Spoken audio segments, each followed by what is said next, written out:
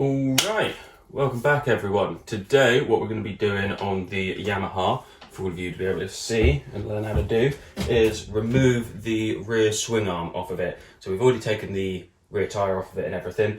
All of the bolts on this have been pre-loosened, so it'll be nice, quick and easy, and I'll show you the location of all the bolts and the sizes that you'll need and how to remove this. It gets a little bit fiddly, but it should be quite simple. So, let's get into it.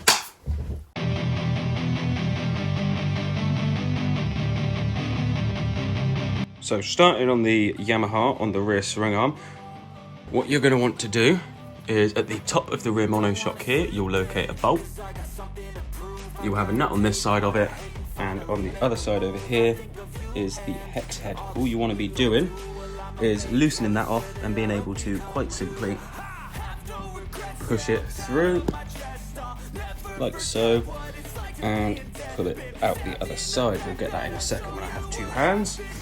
Then, on this rear side, you'll have this brake line. It's the main pivot rod that goes to the rear drum brake, and it's going to be threaded through behind there, basically, and coming out of here. It's got a spline on it, but this is just a simple little round hole. So this will slide through here, and it will also have a circlip on it. Remove the circlip, pop this out the back of there, and then slide it through the back of this gap. Very straightforward. You have this on this side. This is the main swing arm mount, by the way. So you've got this nut on here, which is a 27mm nut, which rotates, and then you have an Allen key on the inside. I believe it's a 4 or a 5. That actually loosens the main bolt that you need. So you crack this to be able to spin this one. So crack the 27mm, use the 4 to 5mm Allen key to remove. Coming around the other side, on this side we have a 27mm again bolt. Okay, so this one just goes through the chassis and in to the UJ housing, and then that will all get removed. Let's see. I feel this pain, you already know. Turn that to gains, let my money show. I've got these things that I can't let go. Watch me turn this life into something that you can never run. So fight and die for the things you know you love. Do what you think is right and see life do what you want. So fight and die for the things you know you love. Do what you think is right and see life do what you want.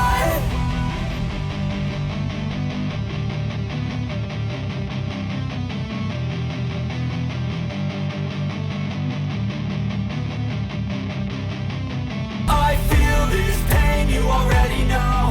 Turn that to gains, let my money show.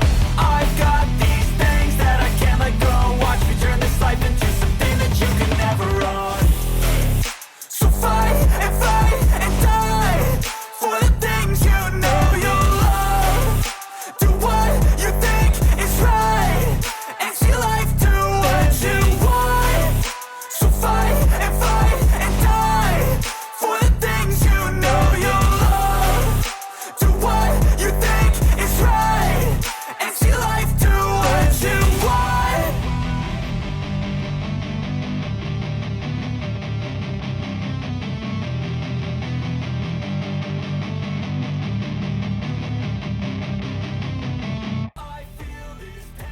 Okay, so now that we've successfully removed this rear swing arm, let's have a little look at what it all looks like afterwards. Of course, you can see here, this is the right-hand side of the swing arm mount, once it's all removed and empty.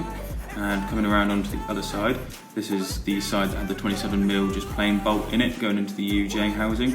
You can see, just quite straight and simple. This one does have a thread in it, so does the other one. They'll both just, unscrew out.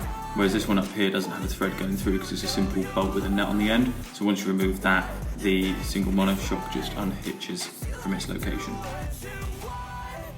And this is just a quick little screenshot of what you'll be left with afterwards.